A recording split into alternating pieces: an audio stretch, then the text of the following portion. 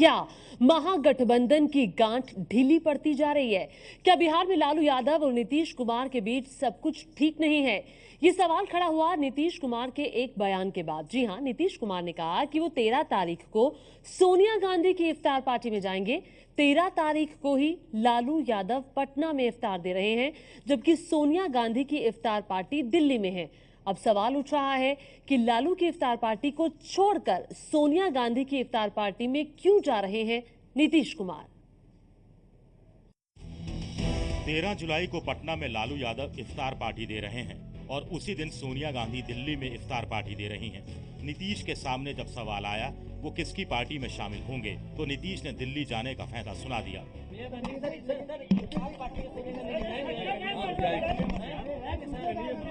हम जाएंगे 13 तारीख को हम जाएंगे। नीतीश कुमार के इस फैसले के बाद अटकलों का बाजार गर्म है।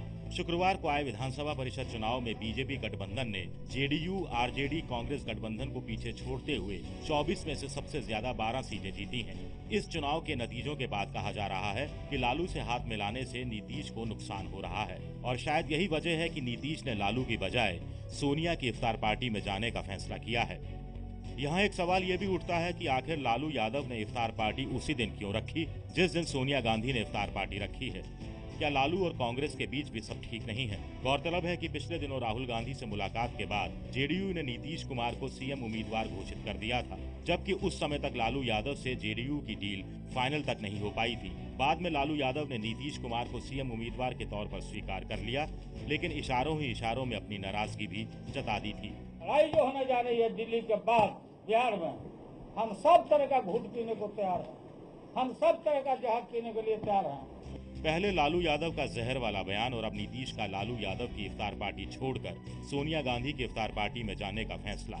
आपको क्या लगता है, लालू और नीतीश की दोस्ती लंबे समय तक चलेगी? तो चुनाव लड़ने की तैयारी कर रहा है महागठबंधन, लेकिन उससे पहले ये मनमुटाव सामने आया है दावते इफ्तार के जरिए। इसी पर बातचीत करने के लिए हमारे साथ खास मेहमान जुड़ रहे हैं। हमारे साथ आरजेडी से राजनीति प्रसाद हैं, पवन वर्मा जेडीयू से और बीजेपी से विजय सोनकर शास्त्री। सबसे पहले पवन वर्मा, आपके पास आना चाहूंगी। नीतीश कुमार क्यों नहीं जा रहे लालू की इफ्तार पार्टी में? सीधा सवाल।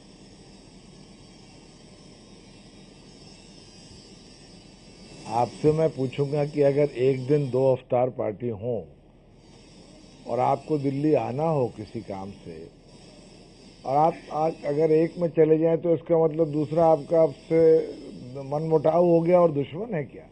ये तो कयास सवाल है भाई। ये तो कयास निकाले जा रहे हैं कि क्या कोई मनमुटाव है। कल ही विधान परिषद के नतीजे आए जो मन मुताबिक नहीं थे, उसमें बीजेपी ने हरा दिया। उसके बाद और सिर्फ फुटबॉल जो सीटों को लेकर परिषद के चुनावों में रही, उसके बाद ये सवाल पूछा जा रहा है। राजनीतिक गलियारों में ये चर्चा बढ़ी है।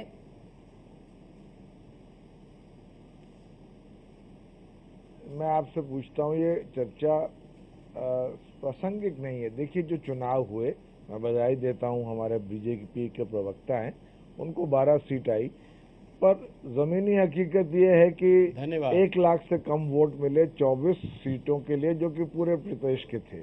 विधान परिषद का इलेक्शन एक अलग होता है, उसमें बीजेपी ने थोड़ी बढ़त प्राप्त की है।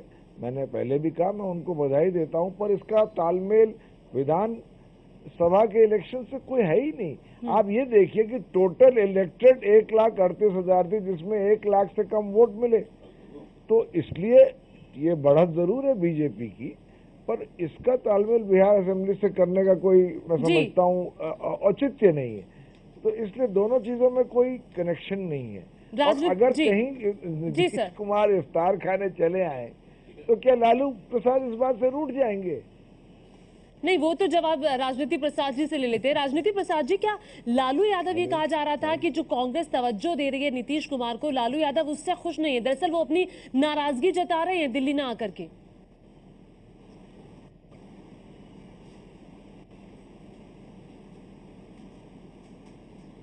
देखिए, ये सब बात आप लोग लगा सकते हैं कयास, लेकिन कोई कार्यक्रम में इस तरह का है नहीं।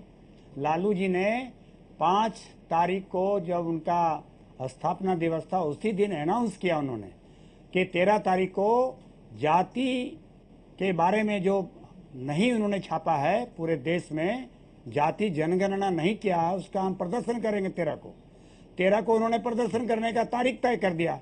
अब 13 को उस वक्त तो सोनिया गांधी का इफ्तार का पता नहीं था। अब इफ्तार 13 को उन्होंने कर दिया, इफ्तार 13 को वहां रख दिया। तो अब लालू जी का दोनों जगह कैसे जा पाएंगे? और इससे कोई ये फर्क नहीं अंदाज लगाना चाहिए कि दोनों में फर्क हो गया और नीतीश कुमार वहां जा रहे हैं, इससे कोई फर्क नहीं पड़ता है। कोई कहाँ जा रहा है उससे कोई फर्क पड़ता नहीं है।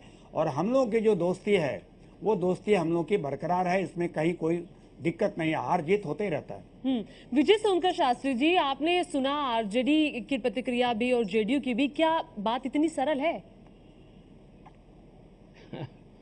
मैं तो देख रहा हूँ, दोनों लोगों की बातें सुन भी रहा हूँ, मुझे आश्चर्य हो रहा है।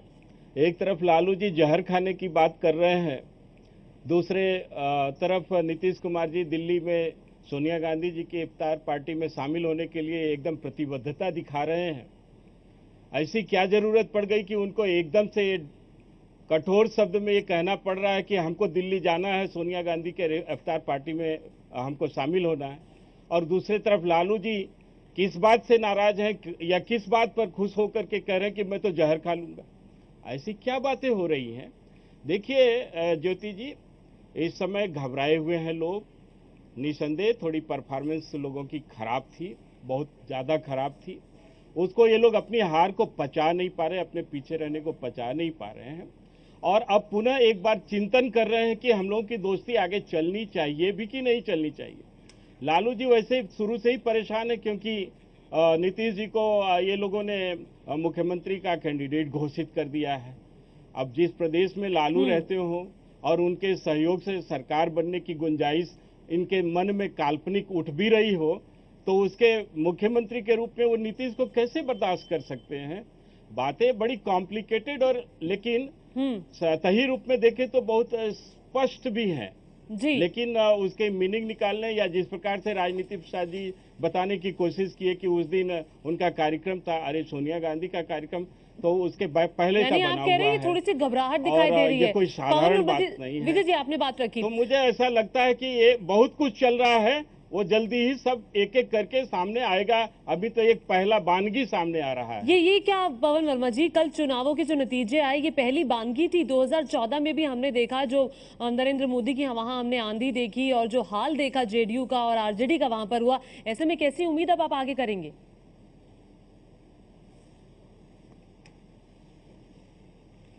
देखिए, अगर कुछ घबराहट है तो मैं समझता हूँ बीजेपी के खेमे में है, और उसके बड़े ही स्वाभाविक कारण है।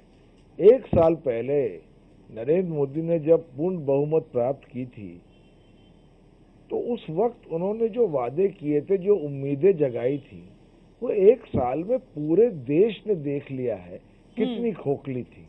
आप नजर दौड़ा लीजिए, मध्य प्रदेश में व्यापम, राजस्थान में ललित गेट, केंद्र में गवर्नेंस और सुशासन नाम की कोई बिहार की देखिए, या अगर वादे की बात कर रहे हैं पवन वर्मा जी, वित्त मंत्री के खिलाफ, देखिए आप जब बोल रहे थे मैंने बीच में नहीं बोला था, आप जब बोल रहे थे मैंने बीच में नहीं बोला था। इसको एक सिविलाइज डिबेट रखिए, सिविलाइज डिबेट रखिए। विजय जी, जवाब देने दीजिए। आप विजय जी, एक मिनट जवाब देने दीजिए। किया था कि अगर हम पूरे बिहार को बिजली नहीं दे देंगे तो हम आप लोग क्या वोट नहीं मांगने आएंगे? विजय जी, आप जब बोल रहे थे मैं चुप था। विजय जी, एक मिनट हम जवाब ले लेते हैं, फिर आप बोलिएगा। मैं तो आपको याद दिलाना चाहता हूँ, आप बोलिएगा, आप याद दिलाइएगा। 1 मिनट रुक जाइए, जवाब ले लेते हैं।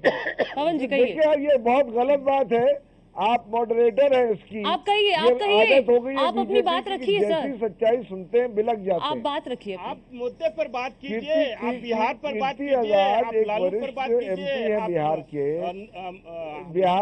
उन्होंने एक FIR दर्ज करने के लिए। विजय जी, 1 मिनट रुक जाइए, 1 मिनट आप चुप रहिए, एक एक करके बात सुन लेते हैं। छत्तीसगढ़ में क्या हो रहा है, और दूसरी बात तो ये फिर जब है, इतनी भ्रष्टाचार की पवन जी बात आ रही थी, तो फिर कल का चुनाव कैसे हार गए? कल जो नतीजे आए, इतनी जब भ्रष्टाचार की बात हो रही थी, फिर चुनाव मैं आपको बताता हूँ, इतने शोर में। हम ये नहीं कहते जी।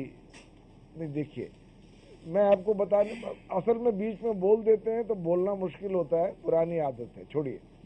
सिर्फ मैं इतना कहना चाहता हूँ, कि बीजेपी के खेमे में इस समय उपेंद्र कुशवाहा को बनाएंगे कि मांझी जी को लेंगे और कि बाहर रखेंगे कि पासवान जी का क्या किरदार होगा कि जो मोदी जी हैं कि गिरिराज जी, अभी कोई तय नहीं हुआ है। कम से कम हमने अपना गठबंधन तय कर लिया है, हमने एक मुख्यमंत्री को प्रस्तावित कर दिया है और हम चाहते हैं कि बिहार की गवर्नेंस की कहानी आगे चले।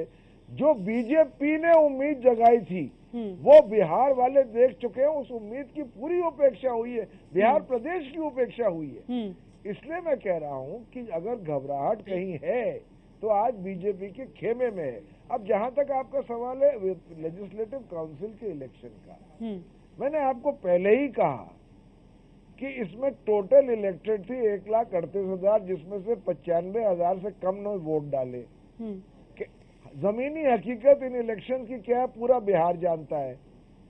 हमने कम सीट प्राप्त की, बीजेपी ने ज्यादा की, हमने मान लिया, हमने बधाई दे दी। हाँ। पर इस इलेक्शन का आप विधान असेंबली इलेक्शन से तालमेल न देखिए। जो पॉपुलर मूड है वो बदल चुका है और लोग चाहते हैं कि जी सर, आपने बात रखी, मैं राजनीति प्रसाद जी के पास जाना चाहूंगी। विजय जी आऊंगी। राजनीति प्रसाद जी, क्या बीजेपी को हराने के लिए लालू यादव ने जहर का घूंट पिया है?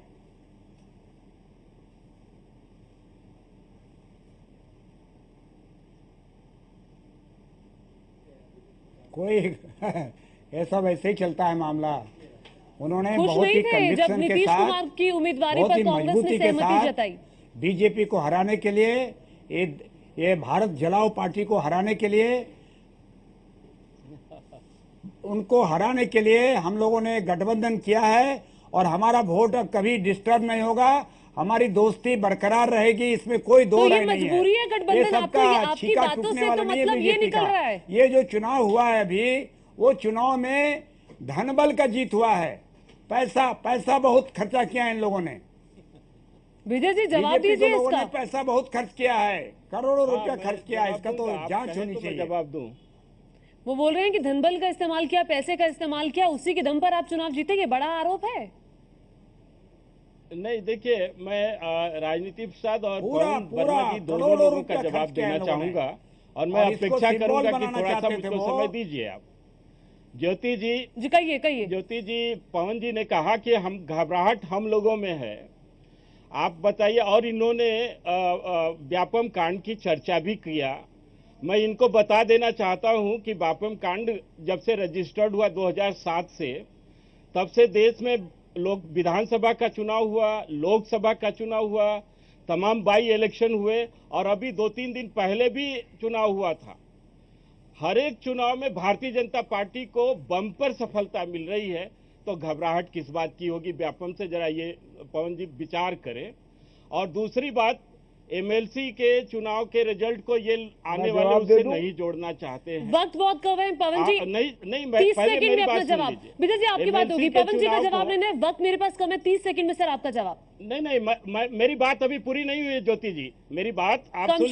शब्दों में सर। एमएलसी के चुनाव को ये विधानसभा से नहीं जोड़ना चाहते हैं और मध्य प्रदेश के व्यापम कांड को बिहार चर्चा में जोड़ना चाहते हैं। ठीक है सर, ठीक है, तो हो गई इनको बात। क्या जवाब दिया जाए? ठीक है, पवन जी मैं कहिए। जरूर इतना बताना चाहता हूं कि ठीक है, विजय जी, बस राजनीति हो गया। प्रसाद ने जो बातें कही हैं, बस ये मैं 30 सेकंड में जवाब दूंगा। कोई भी अभी तक देश में गठबंधन हुआ है तो उसका सिद्धांत रहा है, वो ठीक है। मुद्दे पर हुआ है।